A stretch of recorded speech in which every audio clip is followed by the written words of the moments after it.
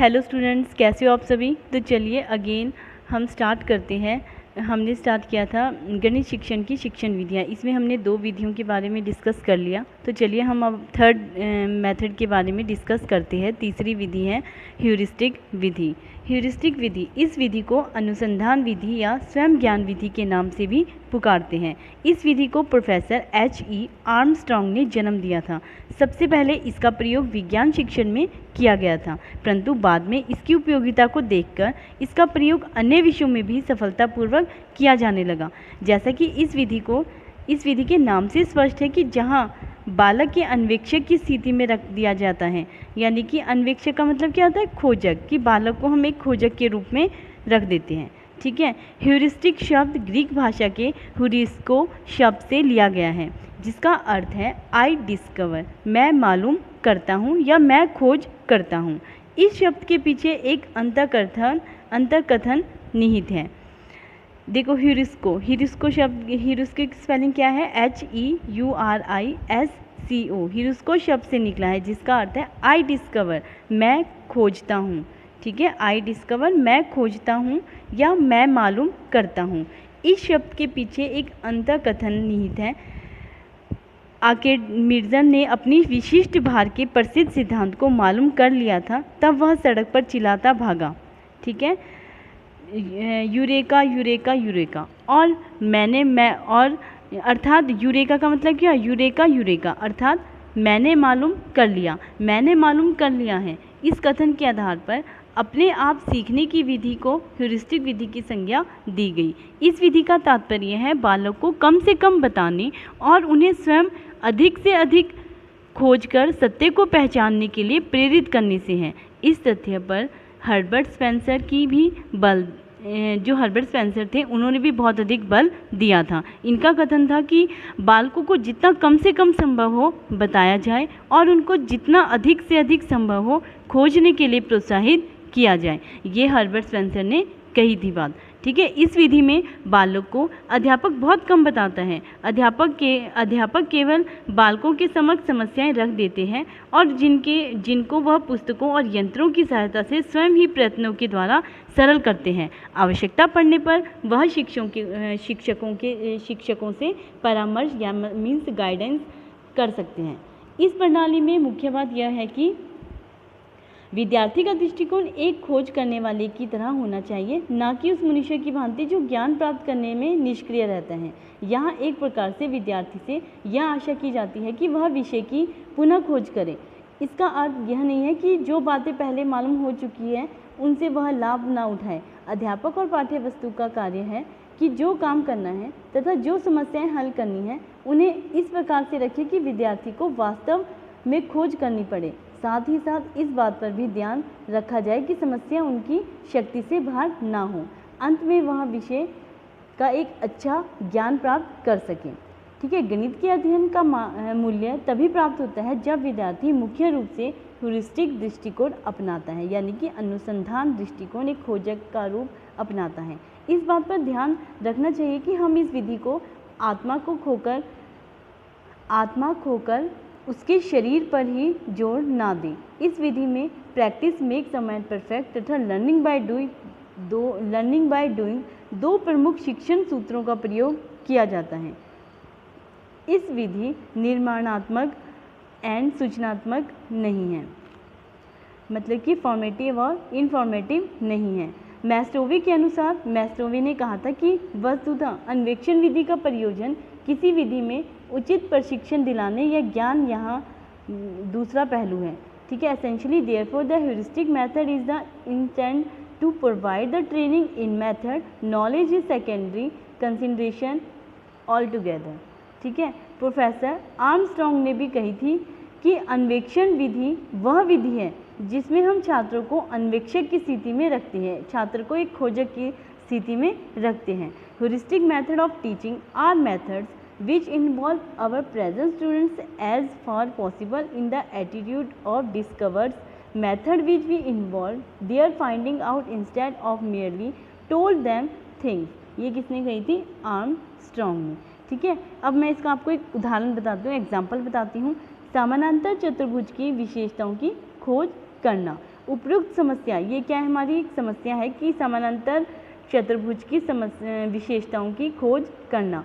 उपरोक्त समस्या को ह्यूरिस्टिक प्रणाली से हल करने के लिए सबसे पहले अध्यापक छात्रों के सम्मुख कागज पर बनी विभिन्न आकार की समानांतर चतुर्भुज की आकृतियां प्रस्तुत करेगा। अब छात्रों से पूछा जाएगा कि वे अपने प्रयासों के आधार पर इन समानांतर चतुर्भुज की आकृतियों की विशेषताओं की खोज करने की क्रिया के विषय में विचार करें। स्पष्ट है कि छात्र इन विभिन्न आकृतियों के अंगों तथा दूसरे तथ्यों को निरीक्षण तथा मापन करना आरंभ कर देंगे।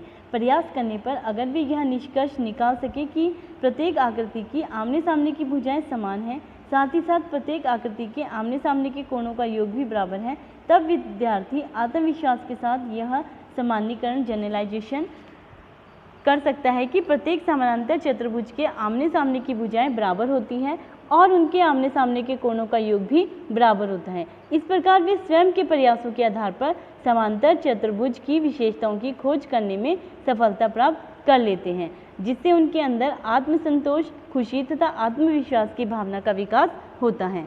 तो चलिए अब हम बात करते हैं अनुसंधान विधि के गुणों की, कि अनुसंधान विधि के क्या गुण हैं। अनुसंधान विधि के निम्नलिखित गुण हैं। नंबर 1, यह मनोवैज्ञानिक विधि है। ह्यूरिस्टिक विधि में छात्रों की रुचि, वातावरण तथा जिज्ञासा को अधिक महत्व दिया जाता है। नंबर 2, वैज्ञानिक दृष्टिकोण का विकास। इस विधि द्वारा छात्रों में आत्मविश्वास, आत्मनिर्भरता एवं वैज्ञानिक दृष्टिकोण का विकास होता है। उनमें वैज्ञानिक ढंग से नई खोजें करने की प्रवृत्ति का विकास होता है। नेक्स्ट है नंबर 3, गृह कार्य से मुक्ति। इस विधि में बालकों को गृह कार्य देने की आवश्यकता नहीं होती है, क्योंकि छात्र स्वयं कार्य करके समस्याओं का हल करता है। नेक्स्ट है क्रियाशीलता के सिद्धांत पर आधारित। इस विधि में छात्र सक्रिय होकर शिक्षक द्वारा दी गई सूचनाएं तथा ज्ञान संग्रह करते हैं। इस विधि में छात्र क्रियाशील रहता है। नेक्स्ट है अनुशासन में सहायक।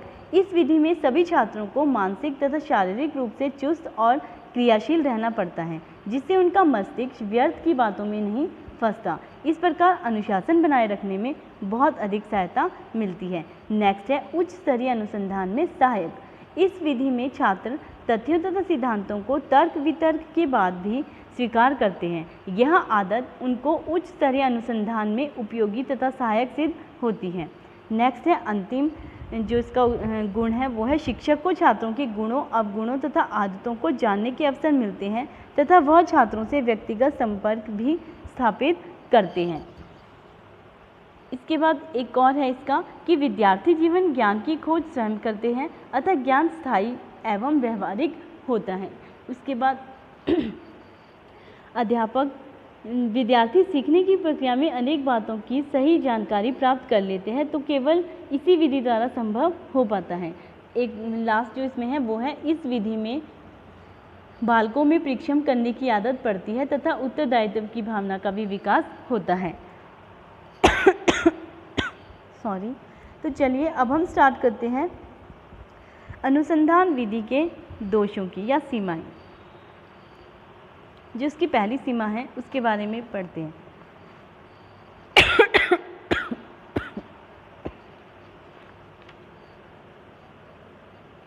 नंबर 1, इस विधि द्वारा बालकों से मौलिक खोज की आशा की जाती है, परंतु उनका मानसिक विकास अपेक्षित स्तर का नहीं होता है कि वे वास्तव में अनुसंधान कर सके, अतः यह विधि बहुधा असफल रहती है।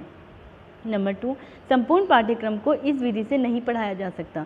नंबर 3, कक्षा में सभी विद्यार्थी समान क्षमता के नहीं होते हैं, अतः इस विधि का प्रयोग वर्तमान कक्षाओं के विद्यार्थियों के लिए संभव नहीं है।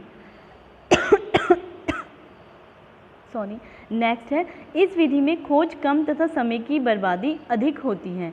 नेक्स्ट, अध्यापक के सम्मुख इस विधि द्वारा अनेक कठिनाइयाँ प्रस्तुत होती हैं। सभी विद्यार्थियों के लिए सामग्री जुटाना कठिन ही नहीं बल्कि असंभव होता है। नेक्स्ट है बालक का मस्तिष्क अपरिपक्व होता है, मतलब कि मैच्योरेशन ज़्यादा नहीं होता, ठीक है। अतः प्राय वह समस्या का हल ज्ञात नहीं कर पाता। मात्र यह कहना होगा कि think yourself and use your brain उचित नहीं है, क्योंकि हम एक औसत बालक से दूसरा यूक्लिड होने की आशा नहीं कर सकते। We can't be accept the average child to be the second equid. Next है, इस विधि पर आधारित पाठ्य पुस्तकों का अभाव रहता है। इस विधि द्वारा वर्तमान पाठ्यक्रम को निर्धारित समय में पूरा नहीं किया जा सकता। सभी छात्रों के लिए पाठ्य सामग्री, उपकरण तथा अन्य आवश्यक सामग्री जुटाना कठिन तथा असंभव हो जाता है, संभव नहीं हो पाता है। धन्यवाद।